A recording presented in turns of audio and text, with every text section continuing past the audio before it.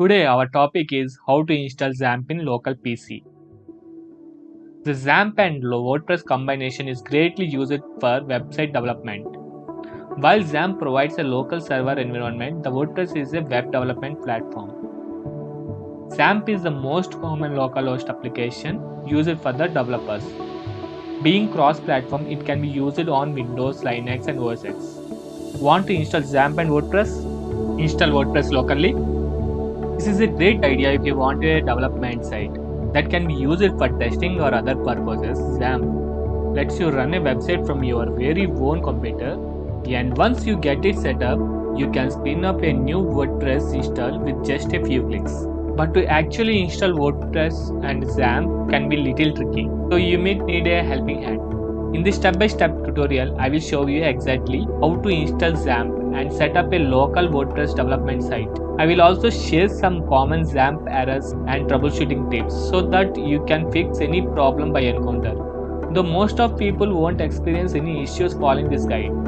At the end of this, you will have your very own local WordPress testing environment running on Windows. In pro tip, if what you are really looking for is how to roll out WordPress for a live site, then you may want to consider going straight to a host like Hostinger and let them handle the technical setup. Hostinger is web hosting firm. The way this works with them is that you select a hosting plan that fits your needs. Most of the time it's going to be cheap plan, 60 rupees per month, and then select the option to have a WordPress installed on your setup automatically. If you not have an Hostinger account, just click on below description link and go to the website and register now. For Hostinger registration process, click here. Coming to step 1, download and install XAMPP on your computer.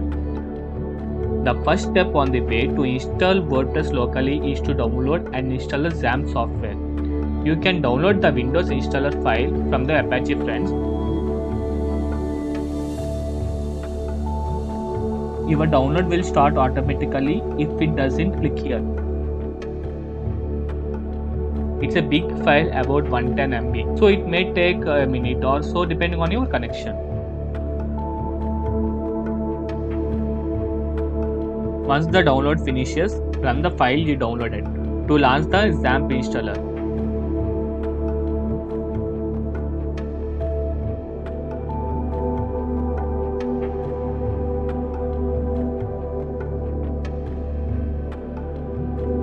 If you are running antivirus software, you may get a warning like this.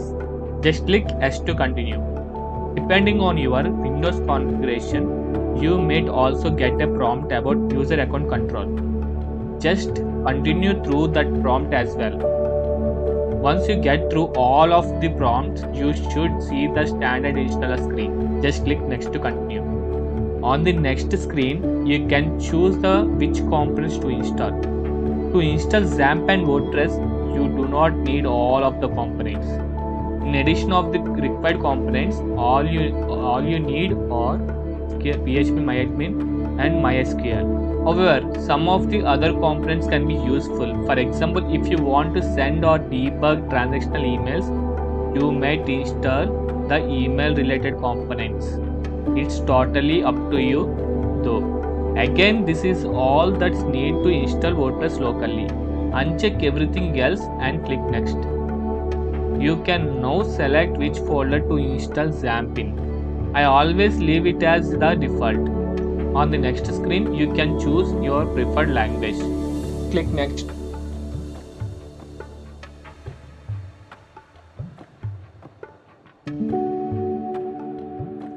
Once you click next, you are ready to run install. The install process may take a few minutes.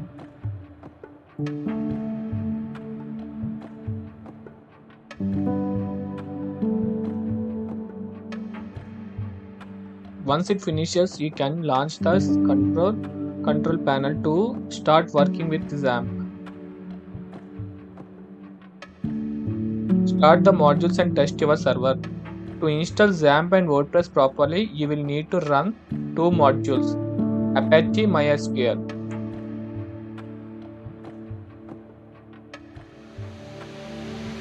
You can start both modules from this XAMPP control panel. Once you launch them, you should see their status turn to green. And now you should be able to test that your local server is working by going to http slash column slash localhost slash in your web browser of choice. If all went well, you now have a functioning XAMPP server on your Windows PC. But now it's time to install XAMPP and WordPress. So here's how to get a WordPress site up and running on XAMPP. Step 3. Coming to step 3, add the WordPress files. If you have ever manually installed WordPress, the rest of the process should feel pretty familiar. First, you need to go to wordpress.org and download the latest version of WordPress. Then in Windows, navigate to the folder where you installed XAMPP. For me, that's C XAMPP new. It should be something similar for you. Then in that folder, find the htdocs subfolder. In htdocs, create new folder for your test site. This folder name will become the subname used to access your site. For example, if you make the folder WordPress, you will have access your site by going to https ://localhost/WordPress.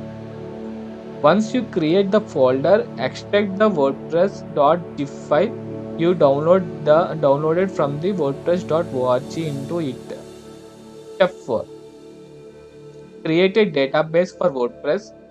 Next, you need to create a MySQL database for your WordPress install.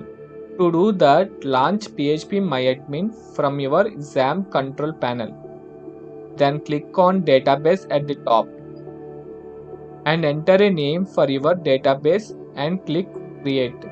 Your name can be anything. Just remember it because you will need it for your next step. Unlike installing WordPress on a live web server, when you install XAMPP and WordPress, you don't need to worry about creating a database user. Coming to step 5. Install WordPress locally via the on-screen installer.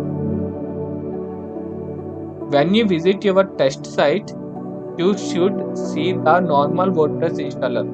Remember, your test site is just http://localhost/foldernet. The only step where this process will differ from a normal install is the database details. When you got to the database details, enter them like this.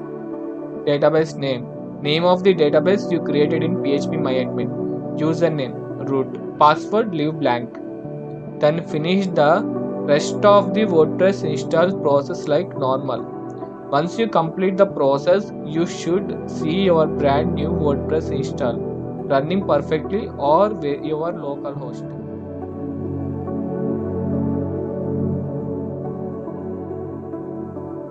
All the information what I needed in localhost WordPress, and I'm confirming weak password what I have entered before password admin@123, and I entered my email ID and username and click on install WordPress. And for remembering, I'm going to save this passwords and username, and I'm going to log in with my WordPress account, and here it is the dashboard is showing here. Thank you guys.